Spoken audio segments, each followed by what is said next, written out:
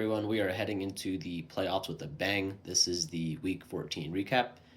Ticket to Ride finished their season strong versus the implications. Justin's Deli limp past. My Cup runneth over.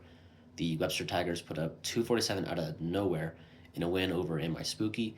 The Liquidators defeat the Seawards. The Inaugurals surprise Brownout with a 200-point showing. And the Kung Fu Pandas take care of Win Like Flynn. So our last look at the divisions this year saw Justin's Deli hold at 18-10, get their top spot in the Jamarcus Russell division. The Webster Tigers come in second at 13-15, but they somehow have more points for on the season than Justin's Deli, and that's probably testament to their resilience and their ability to come up with that 247-point performance this week. Mi Spooky finishes third at 9-19, which is honestly probably a better season than I think most expected based on the state of the roster. Zoinks ran that team to the ground. Project came in, made a couple moves, and they started to catch fire later into the year. So some positives taken the next season. My Cup Runneth Over has embraced the full rebuild with no shame, and they finished the year at 3-25. We'll see if they're any better next year or if it's just 2026 or bust.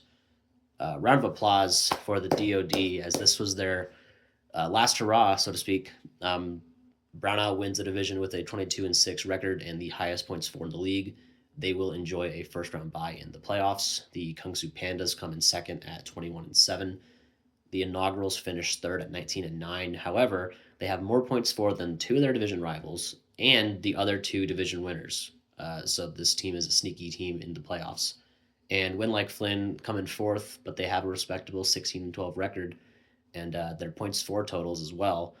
I believe they're looking at their first ever playoff berth in league history, so congrats to Flynn. God bless this division. Never again, though. In the Achilles Smith division, Ticket to Ride headed into the playoffs at 21-7, receiving the second first-round bye. The Liquidators finished the year 16-12, which is quite the turnaround compared to where they were last year. We have to think that's a success for them, and Chase should be proud manager. The Seawards finish at 9-19 and have a chance to grab both 101 rookie picks in back-to-back years. So I think if Rick's able to pull that off, you consider this year a success for him.